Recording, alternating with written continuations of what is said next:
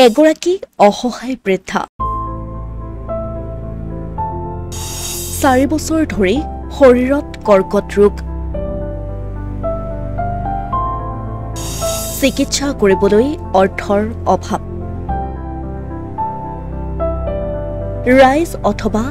ৰজাঘৰীয়ালৈ কাটৰ আহ্বান পৰিয়ালৰ জটিল ৰোগত আক্ৰান্ত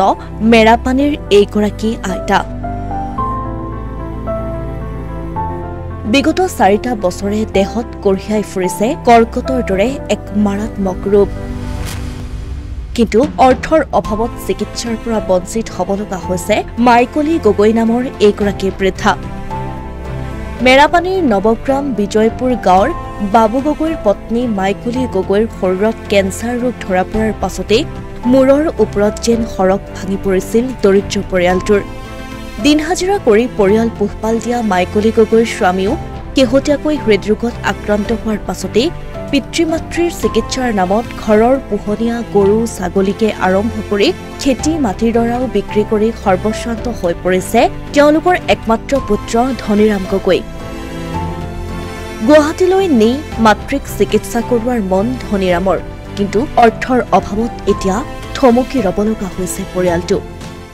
মোৰ হাহুমা কেঞ্চাৰত ভুগিছে আজি 4 বছৰ হৈছে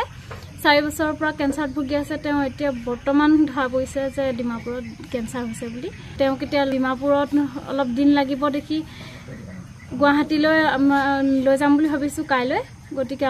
চৰকাৰ আৰু অসম চৰকাৰ অসমৰ সকলো ৰাইজক আমি অনুৰোধ জনাইছো আমি সহায় বিচাৰিছো কাৰণ আমাৰ ঘৰ সম্পত্তি সকলো বিক্ৰী কৰিলো মাৰ লগত ডিব্ৰুগড় যোৰহাট ডিমাপুৰ সকলো ঘূৰাই পিনানি সকলো শেষ কৰিলো এতিয়া বৰ্তমান সকলো ৰাইজৰ পৰা আমি অনুৰোধ কৰিছো আৰু হাতজোৰ কৰিছো অসহায় পৰিয়ালটোৱে বৃদ্ধা মাতৃগৰাকীৰ চিকিৎসাৰ বাবে হৃদয়বান ৰাইজৰ পৰা আৰ্থিক সহযোগিতা বিচাৰি কাটৰ আহ্বান জনাইছে লগতে অসম চৰকাৰকো জনাইছে আহ্বান মোৰ মা বৰ্তমান অসুস্থ হৈ আছে মা এই প্ৰায় 4 বছৰ ধৰি কেঞ্চাৰ ৰোগত আক্ৰান্ত হৈ আছে আপোনালোকৰ ওচৰত হাতজোৰ কৰিছো যাতে অকণমান সহায় কৰে আপোনালোকে আৰ্থিকভাৱে অৱস্থা আমাৰ ভাল নহয় মানে কাইলৈ গুৱাহাটী নিম বুলি ভাবিছো সকলো মাটি সম্পত্তি বিক্ৰী কৰি ঋণ লৈ মাক চিকিৎসা কৰিলো ভাল পোৱা নাই এতিয়া দেউতাৰ হাৰ্টৰ প্ৰব্লেম হৈছে লিভাৰ ফেল ঘৰত একো কাম কৰিব নোৱাৰে মই দিন হাজিৰা কৰি ঘৰখন যেনে তেনে চলাই আছো মই হাতজোৰ কৰিছো আমাক সহায় কৰে যে কোনো সদাশয় ব্যক্তিয়ে যদি মহিলাগৰাকীক আৰ্থিক সাহায্য প্ৰদান কৰি জীৱন ঘূৰাই অনাত সহায় কৰিব পাৰে তেনেহলে তেওঁলোকৰ ওচৰত চিৰকৃতজ্ঞ হৈ ৰব পৰিয়ালটো যদি কোনো ব্যক্তিয়ে এই দুৰ্ভগীয়া পৰিয়ালটোক সহায় কৰিব বিচাৰে তেনেহলে ধনীৰাম গগৈৰ জিপে আৰু বেংক একাউণ্টত নিজৰ সাধ্য অনুযায়ী আৰ্থিক অনুদান আগবঢ়াব পাৰিব